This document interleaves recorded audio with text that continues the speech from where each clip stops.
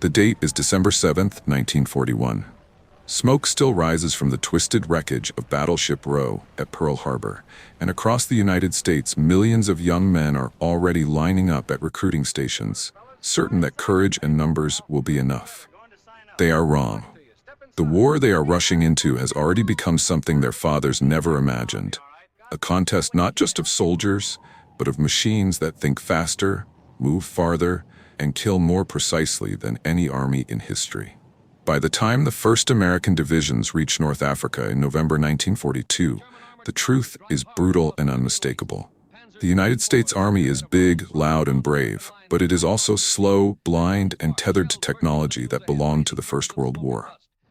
In the deserts outside Kasserine Pass, green American troops watch in stunned silence as Rommel's Panzers appear on the horizon, fire a few accurate salvos, and then vanish again before return shots can even be loaded. American artillery is brave, plentiful, and almost completely ineffective against anything that moves faster than a walking man. Shells arc high into the sky and burst in beautiful, harmless patterns, hundreds of feet above the German tanks. The gunners have no way of knowing when to detonate their rounds. The shells themselves are dumb iron. One officer will later write in his diary, "We might as well be throwing rocks."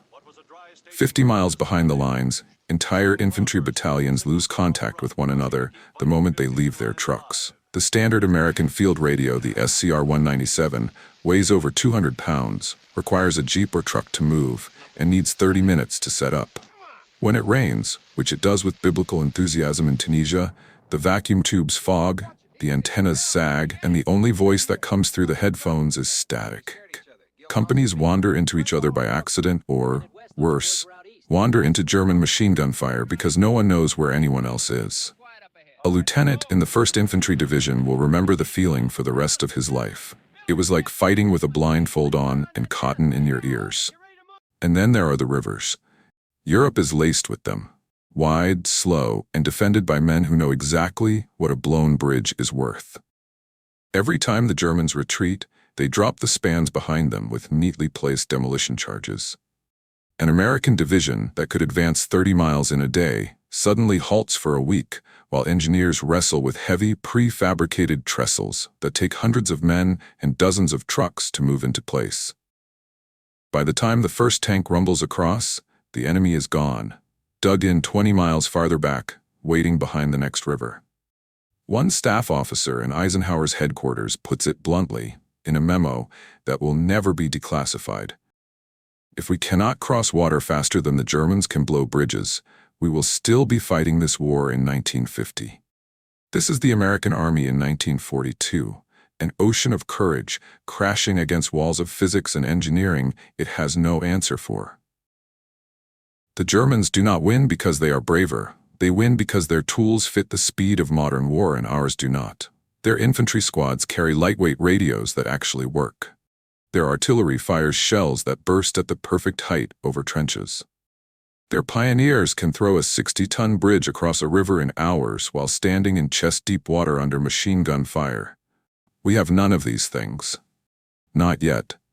But something is already stirring in the shadows, far from the training camps and the newsreels and the politicians' speeches. In windowless buildings guarded by men with sidearms and secrecy oaths, American scientists and engineers are working in shifts that never end. They are not building bigger tanks or faster planes. They are solving the invisible problems that no one has solved before, because no one has ever needed to solve them at this scale. They are building a fuse the size of a coffee cup that contains a complete radar station, transmitter, receiver, antenna, and power supply. Rugged enough to survive being fired from a 5-inch gun at 20 times the force of gravity, smart enough to know exactly when it is close to an airplane or a cluster of soldiers, and ruthless enough to detonate at the perfect moment. They call it the proximity fuse, though most of the women who solder its circuits are told it is a radio component and nothing more. In another set of buildings, radio engineers are stripping every excess ounce from backpack sets until they have created a 32-pound box that lets a private on a hillside talk directly to an artillery battery 10 miles away, or to a tank platoon hidden in the next valley, or to a forward observer crawling through a wheat field. It is ugly, heavy, and it drinks batteries like a thirsty horse, but it works in the rain, in the mud, and when the man carrying it is running for his life. They call it the SCR-300, and they know that if they get this right, the American infantrymen will never again be alone. And in warehouses along the Chesapeake Bay, Army engineers are taking a brilliant British idea, the Bailey Bridge, and making it faster, tougher, and capable of carrying the full weight of an American armored division. They are adding inflatable pontoons, motorized launch boats, and pre-assembled sections that can be rolled into a river on tracks and locked together by men who have practiced the movements until they can do it blindfolded. They are turning the act of bridging from a week-long engineering project into something that can be finished before breakfast. None of these things look like weapons. None of them will ever appear on a recruiting poster. No general will pin a medal on them. Yet each one is about to multiply the power of every soldier, every gun, and every tank in the United States Army by a factor no one has dared to calculate. This is not a story about the bombs that fell or the beaches that were stormed. It is not a story about Patton's tanks or Eisenhower's strategies. It is the story of three quiet, stubborn, almost invisible inventions that arrived without warning and rewrote the rules of victory. They were born in secrecy, tested in desperation, and unleashed on battlefields where the difference between winning and losing was measured in minutes, in yards, in lives. By the time American boots touched the soil of Normandy in June 1944, the United States Army will no longer be the clumsy giant of 1942. It will move with a speed and precision the Wehrmacht has never faced. It will hear itself across mountains and forests. It will cross rivers almost before the enemy realizes the bridges are gone. And when its shells rise into the sky, they will no longer be dumb iron. They will be intelligent, merciless, and almost alive. But hidden in labs, workshops, and factory floors, far from the cameras and the cheering crowds, three inventions were already emerging. Inventions no headline ever mentioned. Inventions that would turn the United States Army into something the Axis could not stop. In a red brick building on the edge of Washington, D.C., shielded from the street by a simple sign that read, Applied Physics Laboratory, Johns Hopkins University, a soft-spoken geophysicist named Merle Tuve was trying to put a radar set inside an artillery shell. It was late 1940, and Tuve, tall, thin, with round glasses and the calm of a man who had spent years listening to the Earth's magnetic whispers, had been dragged into war work by a single sentence from the British liaison officer. If you Americans can make a fuse that knows when it's near the target, the whole air war changes overnight. Tuve didn't sleep much after that. His team called themselves Section T, a deliberately boring name chosen so that no one would ever ask what they did. They worked in what had once been a grocery store warehouse. The floor was littered with broken vacuum tubes and burnt-out resistors. On the wall hung a cartoon of a shell with eyes and a brain, captioned, Little Oscar Thinks for Himself. Every time a test fuse survived the 20,000-guy spin of a naval 5-inch gun and still managed to transmit a signal, the room erupted in tired, disbelieving cheers. When it didn't, they went back to the benches and tried again. Tuve kept a notebook in which he wrote in careful handwriting, This must work. The alternative is slaughter from the sky. 200 miles north, in the freezing third-floor loft of the Galvin Manufacturing Corporation in Chicago, the company that would one day be called Motorola, a young engineer named Henry Casson was staring at a pile of parts that were supposed to become the first practical backpack radio the world had ever seen. The Army's specification was brutal. It had to weigh less than 40 pounds, transmit 5 miles through hills and rain, survive being dropped from a truck, and be operable by a private who had never seen electricity until basic training. The earlier attempt, the SCR-194, had been a disaster. Too fragile, too heavy, and it squealed like a stepped-on dog when the batteries got wet. Casson's team worked 18-hour days fueled by coffee and dread. One night, chief designer Dan Noble threw a failed prototype through a window into the snow and said, If we can't make this thing talk, every kid carrying it is going to die alone. They named the new set SCR-300, and they refused to leave the building until it did exactly what the infantry needed: turn a scattered platoon into a single, lethal organism. Meanwhile, in a muddy training ground at Fort Belvoir, Virginia, a quiet, methodical major named Emerson Itchner was learning how to cross rivers faster than any army in history. The British had given the world the Bailey Bridge, an ingenious lattice of steel panels that could be shoved across a gap by hand and pinned together in minutes. But the American version had to be stronger, because American tanks were heavier and American generals were impatient. Itchner's engineers added motorized launching rails, heavy pontoons made of rubberized fabric that could be inflated by Jeep exhaust, and treadway sections that let tanks drive straight across floating bridges without stopping. They practiced at night, in the rain, while instructors fired live machine gun tracers overhead to simulate combat. Men lost fingers to frozen steel. One sergeant drowned when a pontoon flipped in the dark. Itchner wrote letters home that never mentioned the work, only the weather. Inside his head, he kept repeating the same sentence: if we are slow, Patton will be furious. If we are wrong, Patton will be dead. And behind every bench, every drafting table, every test gun, stood the people no one was filming: the women. In a converted automobile plant in Philadelphia, 22-year-old Rose Willig sat at a long table under a single bare bulb, soldering tiny proximity fuse circuits with a magnifying glass and hands that never shook. She had been told the parts were for long-range radios. She had no idea she was building the device that would one day tear the heart out of a V-1 buzz bomb over Antwerp. In a factory outside Fort Monmouth, New Jersey, Mary Flanagan packed thyrotron tubes into foam and prayed the glass wouldn't crack when the shell hit 20,000 Gs. In shipyards along the James River, African-American welders and white college girls worked side by side, riveting pontoon sections, singing hymns to keep rhythm, while the foremen pretended not to notice that the color line had quietly dissolved under the weight of deadlines. These people never met each other. Tuve never shook Cassin's hand. Itchner never saw Rose Willig's workbench. Yet every one of them was part of the same unspoken conspiracy: to give the American soldier tools that turned impossible into ordinary. Tuve's fuse had to survive the gun, detect the target, and decide in 0.004 of a second whether to live or die. Cassin's radio had to keep talking when its operator was bleeding, terrified, and running. Itchner's bridges had to stand up when the first Sherman rolled across at 40 miles an hour with an 88 shell screaming in behind it. They fought doubt the way soldiers fought bullets. Section T's first live test over the Potomac ended with a shell detonating 50 feet too low and showering the observers with water and dead fish. Tuve simply said, "Back to the lab." When the CR-300's first field trial produced nothing but howls and whistles, Dan Noble took the set apart on the spot, found a loose capacitor, fixed it with a pocket knife, and handed it back to the astonished lieutenant with the words, "Now try it, son." When a prototype pontoon bridge collapsed under a medium tank and dumped 12 engineers into the icy Rappahannock, Itchner stood on the bank in the dark and said quietly, "We learn, or we lose the war."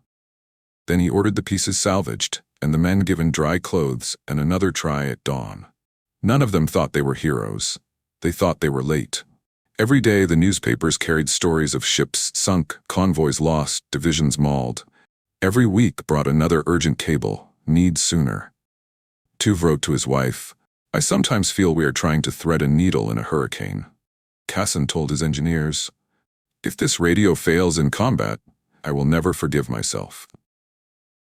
Itchner kept a map on his wall with red pins marking every river between the Normandy beaches and Berlin, and every night he moved the pins a little closer. They weren't building weapons. They were building possibilities. The possibility that a shell could think, that a private could call down thunder, that a river could be crossed before the enemy finished loading the demolition charges. They were building the margin between defeat and survival, and they were doing it with slide rules, soldering irons, and hands cracked from cold steel. By the spring of 1943, the first crates began to leave the factories, crates marked with boring stencils that gave nothing away. Inside were miracles wearing the plain clothes of government property. No bands played, no cameras flashed, The men and women who had made them went back to their benches because there was still more to do. They had no idea that within a year their quiet inventions would tear holes in the sky over the Pacific, whisper death across the forests of the Hurtgen, and carry Patton's tanks across rivers the Germans had sworn were uncrossable. They only knew the work wasn't finished, and the war was waiting. They weren't building weapons, they were building possibilities.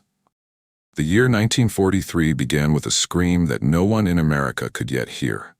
The whistle of the first V-1 flying bombs being tested over Peenemünde. Across the Atlantic, the inventors felt the same pressure without knowing its exact shape. They only knew that every month the war grew faster, deadlier, and more unforgiving of slow technology. At the Applied Physics Laboratory, Merle Tuve's Section T was now living in a state of controlled panic. The proximity fuse had passed its proof-of-concept trials, but the Navy wanted it first for 5-inch anti-aircraft guns, and the Navy wanted it yesterday. Every single component had to have the triple curse of gun launch: 20,000 Gs of acceleration, 50,000 RPM spin, and then a 30-second flight through freezing air at 2,000 feet per second. One faulty solder joint, one cracked ceramic capacitor, and the shell would remain stubbornly dumb until it buried itself harmlessly in the sea. The failure rate in early 1943 was still 40%. Entire production runs came back from the proving ground marked blind. Tuve walked the assembly floors himself at 3 a.m., watching teenage girls in headscarves solder under magnifying lamps while armed guards stood at every exit. He stopped at one station where a supervisor was rejecting part after part. "We can't ship these," the woman said flatly. Tuve looked at the trembling girl whose work was being scrapped and said, loud enough for the whole line to hear, "Then teach her again and again, because if that fuse doesn't work, a 19-year-old gunner on a destroyer will die screaming." The next week, the rejection rate dropped to 12%. No one ever forgot the look on Tuve's face. In New Jersey, the Signal Corps was fighting its own war against physics and bureaucracy. The first 500 SCR-300s shipped to North Africa in early 1943 came back with a laundry list of complaints. Batteries died in 4 hours instead of 8, rain got into the case seals, the frequency crystals drifted in desert heat, and the antenna bases snapped if you looked at them hard. Henry Casson and Dan Noble flew to Tunisia themselves, carrying suitcases full of spare parts and tools. They spent 3 weeks crawling through olive groves with the 1st Infantry Division, fixing sets in the middle of the night by flashlight while distant artillery rumbled. One captain handed Casson a radio that had been run over by a half-track and still worked. "Whatever you're doing," he said, "don't stop." They came home with mud in their hair and 47 pages of field modifications that were incorporated into the production line before summer. At Fort Belvoir, the bridge engineers were learning the hardest truth of all: practice fields are not battlefields. In April 1943, during a full-scale exercise on the James River, a pontoon bridge carrying an entire tank battalion collapsed when the 4th Sherman hit the treadway. The river swallowed 3 tanks and 5 men. The official inquiry blamed unexpected current, but Major Itchner knew better. The design was still too fragile for the speed Patton demanded. That night, he gathered every officer in a warehouse and said, "Gentlemen, the enemy is not going to wait for perfect conditions. We redesign tonight or we bury more men tomorrow." They worked 72 hours straight, adding extra transoms, heavier chest panels, and a new anchoring system that used jeep winches and explosive stakes. When the next exercise began, the same river, the same current, the same weight, the bridge held. The men who built it did not cheer. They simply looked at one another and nodded. They were ready. Production now became the real enemy. The Army needed 20,000 proximity fuses a month by autumn. The Navy wanted 50,000. The only way to reach those numbers was to spread the work across dozens of factories, which meant telling thousands of civilians just enough to do their job, but not enough to compromise security. At Sylvania Electric in Pennsylvania, workers were given fuses in sealed boxes and told to install the battery section without ever seeing the radar circuitry. One woman, caught trying to pry open a unit out of curiosity, was fired on the spot and escorted out by military police. The message was clear. Curiosity could kill 500,000 people. The SCR-300 faced similar nightmares. Crystals had to be hand-ground to exact frequencies, a process so delicate it required old-world watchmakers. The Signal Corps scoured New York's jewelry district and hired every available craftsman, many of them European refugees who had fled the Nazis with nothing but their tools. In a loft above a pawnshop on Canal Street, gray-haired men who once set diamonds now ground quartz for radios that would be carried into the ruins of the Reich they had escaped. By late 1943, the pace had become inhuman. Section T was running 3 8-hour shifts, had 24 hours a day. Mothers brought babies to the nursery inside the lab so they could keep soldering. Engineers slept on cots between test firings. Tuve's hair turned white almost overnight. One December morning, a test shell finally worked perfectly. Launched from a cruiser off Dahlgren, it detected a drone at 7,000 yards and detonated at exactly 25 feet, shredding the target into confetti. The observers stood in silence for a long moment. Then someone whispered, "My God, it's alive." Tuve allowed himself one sentence. "Now we make 1,000,000 of them." The first combat-ready proximity fuses, codenamed VT for variable time, were boxed in January 1944 and sent to the Pacific under heavy guard. The crates were labeled glassware, handle with care, and escorted by Marines who had been told only that the contents were important.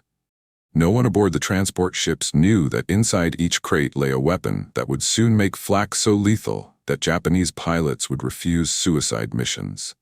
5,000 SCR-300s reached England in time for D-Day training. In a forest clearing in Devon, a company of the 101st Airborne practiced night jumps with the new radios. For the first time in history, paratroopers scattered across miles of darkness were able to find one another by voice instead of flares and guesswork. One sergeant, testing the set during a thunderstorm, called in mock artillery on his own position just to see if it worked. The terrified forward observer on the other end begged him to stop. The sergeant laughed until he cried. "This thing," he said, "is going to ruin the Germans' whole day." And on the docks at Cherbourg, the first shiploads of Americanized Bailey and pontoon equipment were unloaded under blackout. Engineers practiced assembling 180-foot treadway bridges on floating pontoons, while Royal Navy corvettes fired live shells overhead for realism. Men learned to work chest-deep in January water until their hands went numb and still keep the rhythm. Push, pin, lock, roll. When the exercise ended, the bridge stood firm, and the reviewing general simply said, "That'll do." None of the inventors celebrated. They were too tired, and they knew the real test was still coming. The fuses were on their way to ships that had never fired them in combat. The radios were in the hands of units that had never trained with them. The bridges were stacked on trucks that had not yet reached a river the Germans were willing to die defending. Everything they had built was now leaving their hands forever. They could only hope it would be enough. War was accelerating, and their inventions had to catch up. October 16, 1943.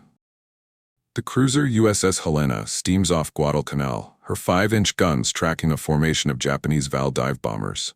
The sky is already scarred with black flak bursts, but the shells are still detonating too soon or too late.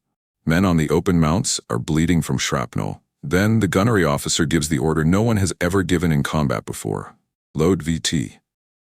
The first variable time rounds are rammed home. The guns roar. 30 seconds later, the sky erupts in white fire. 3 valves disintegrate in midair, wings folding like broken birds. A fourth simply ceases to exist. The Helena's captain stares through binoculars, mouth open. The signalman's voice cracks over the bridge speaker. They're gone, all of them. They never even dropped.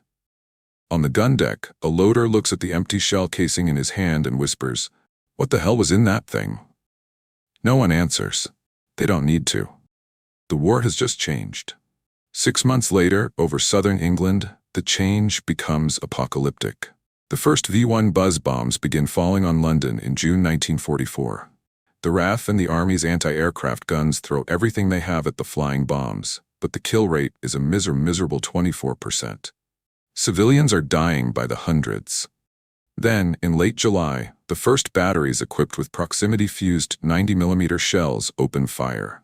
The night sky over the Thames turns into a lethal curtain. One gunner remembers the sight forever. They came in low and fast, engines growling like lawnmowers from hell. Then the shells started bursting right in front of them, and the V1s just blew apart, one after another, like someone popping balloons with a machine gun. By August, the kill rate is 79%. Londoners begin calling the new shells the Whispering Death. The Luftwaffe's terror weapon has been neutered by a fuse the size of a coffee cup. But the true baptism of the proximity fuse comes in December 1944, in the frozen forests of the Ardennes. The Battle of the Bulge begins with German artillery walking across American lines, and the GIs have nothing to answer with except courage and prayers. Then the new fuses arrive. On December 23rd, the weather finally clears, and American artillery opens up with VT rounds set for airburst over the snow-covered treetops. German infantry advancing in dense formations are suddenly shredded by thousands of shells that detonate exactly 30 feet above their heads. One survivor will write, "It was as if the trees themselves exploded. Men simply disappeared. Legs, arms, heads gone in red mist. Entire assault waves are annihilated before they can close with American foxholes." The fuse that began life as a defense against airplanes becomes the deadliest anti-personnel weapon of the European war. While the shells are rewriting the sky and the snow, the SCR-300 is rewriting the ground. On D-Day +3, in the blood-soaked bocage of Normandy, a company of the 101st Airborne is cut off near Saint-Côme-du-Mont. German troops are closing in from three sides. The company commander, Captain Sam Gibbons, kneels in a ditch with a muddy CR-300 on his back. He raises a distant destroyer, USS Nevada, gives a calm fire mission, and then reads the coordinates off a soaked map. 12 miles offshore, the Nevada's 14-inch guns elevate. Minutes later, the first shells scream overhead and land exactly on the German assembly area. Gibbons adjusts fire by voice. Left 50, repeat. The next salvo obliterates a Panzer company. The Germans never figure out how a surrounded captain called down naval thunder from the middle of a field. Gibbons keeps the radio until the end of the war. He will later say that green box saved more lives than every medal in the division. In the dark forests of the Hürtgen in November 1944, the SCR-300 becomes something close to a miracle. American units are scattered across ridges, lost in fog and pine. Without the backpack radios, entire battalions would have been wiped out one by one. Instead, lieutenants talk to captains, captains talk to colonels, colonels talk to artillery 10 miles back, and suddenly shells are falling on German counterattacks before they can form. One radio man, Private John Murda of the 4th Infantry Division, carries his set for 31 straight days without letting it fail. When he is finally wounded, he refuses evacuation until he has handed the radio to another man and taught him the frequencies. The citation for his Silver Star reads simply, "He kept the division alive." And then there are the bridges, the ones that refuse to stay blown up. On March 7, 1945, the lead elements of the 9th Armored Division reach the Ludendorff Bridge at Remagen and discover, by sheer luck, that the Germans have failed to demolish it. But the bridge is already wired with tons of explosives, and German guns are zeroing in. Engineers from the 291st Engineer Combat Battalion sprint forward under fire with bolt cutters and wire snips, cutting every demolition cable they can find while shells burst around them. They save the bridge, but the war still has hundreds of rivers left. From that day forward, the Germans learned to fear the sound of American trucks at night. At the Escaut Canal in Belgium, at the Siegfried Line, at the Ruhr, at the Rhine itself, the story repeats with brutal efficiency. German rear guards blow the permanent bridges and withdraw, confident they have bought days, sometimes weeks. Then American engineers arrive with pontoons and treadways. They work in darkness, in freezing water, under artillery and sniper fire. Panels are rolled forward on tracks, locked together with giant pins. And within 4 to 6 hours, a 40-ton tank is rolling across a river the enemy swore was impassable. One German staff officer captured near Wessel stares at the new pontoon bridge, carrying an endless column of Shermans and mutters, "You Americans do not wage war. You practice magic." Patton loves them. He screams at his engineers the way other generals scream at infantry, "Get me across, now, now, now!" And they do. At the Rhine on March 22, 1945, the 5th Infantry Division throws a 1,152-foot treadway bridge across in 10 hours and 31 minutes, while German shells still fall. Patton walks across first, stops in the middle, and urinates into the river. Then he turns to the engineers and says the only compliment they will ever need: "You boys just won the war for me." By the spring of 1945, the three inventions have become so commonplace that soldiers no longer notice them. Proximity fuses are simply POSIT. The SCR-300 is the 300. The bridges are just what the engineers do. Yet without them, the Normandy breakout stalls, the Bulge becomes disaster, and the Rhine remains a moat around Hitler's fortress. With them, the U.S. Army moves faster, hits harder, and survives better than any force in history. The soldiers who used them rarely knew the names of the people who built them. The gunners who watched kamikazes explode in midair never met Merle Tuve. The radiomen who called in artillery from surrounded hedgerows never shook Henry Cassin's hand. The tank drivers who crossed the Rhine before the concrete dust settled never thanked the women who riveted pontoons in a Virginia warehouse. But every one of them owed their lives to inventions that never made a sound louder than a whisper of static, the click of a bridge pin, or the soft pop of a shell that knew exactly when to die. Across oceans, forests, and rivers, these inventions proved one thing: power isn't always loud. Sometimes it's silent. May 8, 1945, Berlin falls. The guns go silent across Europe. In the Pacific, 3 months later, 2 atomic suns rise over Japan, and the greatest war in history ends with a flash so bright it seems to erase everything that came before it. Tanks, planes, mushroom clouds. Those are the images that history remembers. But when the veterans come home and try to explain how they actually won, most of them reach for quieter memories. The day the shells started exploding exactly where they were supposed to.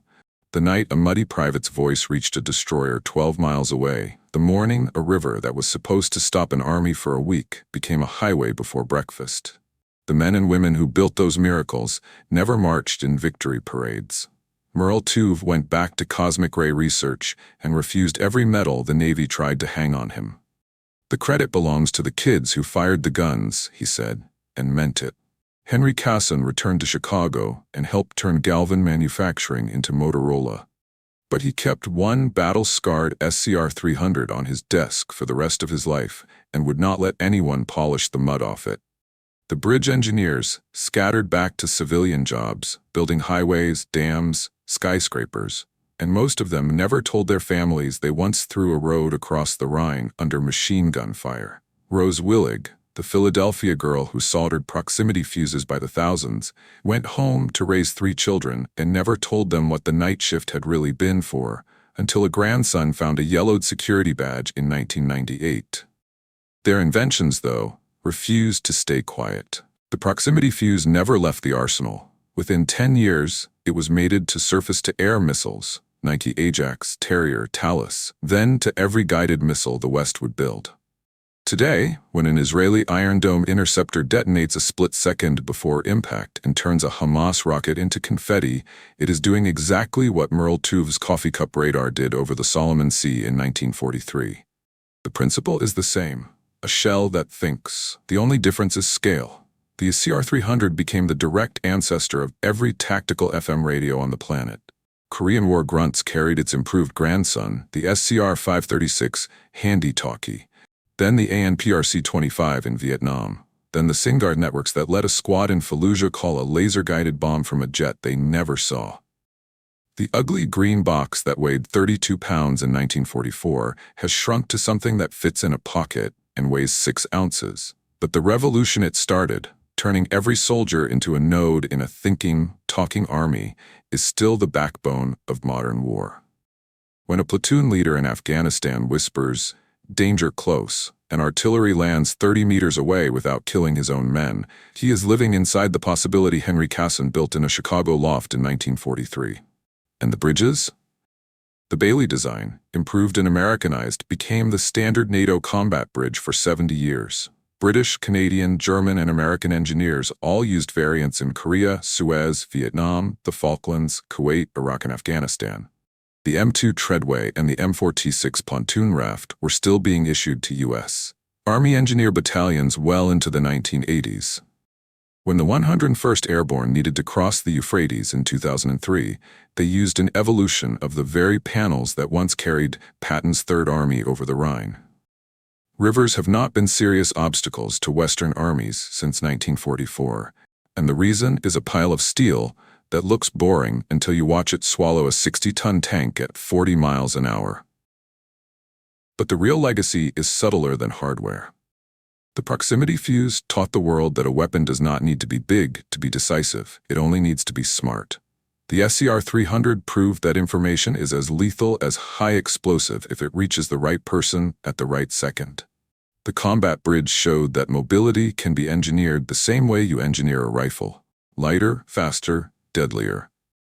These three ideas, precision, connectivity, and unstoppable momentum, are the DNA of every Western military victory since 1945. And they all began in rooms most people have never heard of, built by people whose names are not in textbooks. In 1953, a young Army lieutenant named Colin Powell stood on a pontoon bridge in Germany during a reforger exercise and watched tanks roll across a river in minutes. He turned to the engineer captain beside him and asked, "How long have we been able to do this?" The captain shrugged. "Since before you were born, sir." Powell never forgot the moment. 40 years later, as chairman of the Joint Chiefs, he would plan Desert Storm around the same three truths. See first, talk first, move first. He knew exactly where they came from, even if most of the country did not.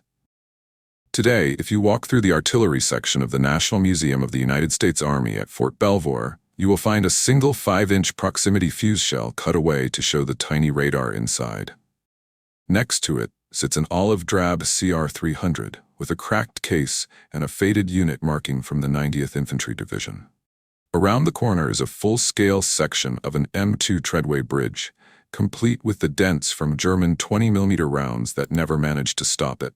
Very few visitors linger. They are looking for Shermans and P-51s and photographs of flag raisings. They walk right past the real reasons America won. The last living member of Section T died in 2017. The last woman who soldered proximity fuses under the bare bulb in Philadelphia passed away in 2021. The engineers who could assemble a 180-foot bridge blindfolded are almost all gone. Their tools outlived them by decades, and their ideas will outlive all of us. Because armies still win battles with courage that has never changed. But they win wars with innovation. And innovation does not always look heroic. Sometimes it looks like a coffee cup fuse, a heavy green radio, and a stack of steel panels waiting for a river that will never again be allowed to stop an American advance. Those were the inventions that made the U.S. Army unstoppable. And the world is still living in the echo of their silence. Armies win battles with courage, but they win wars with innovation. And these were the inventions, quiet, stubborn, forgotten, that made the U.S. Army unstoppable.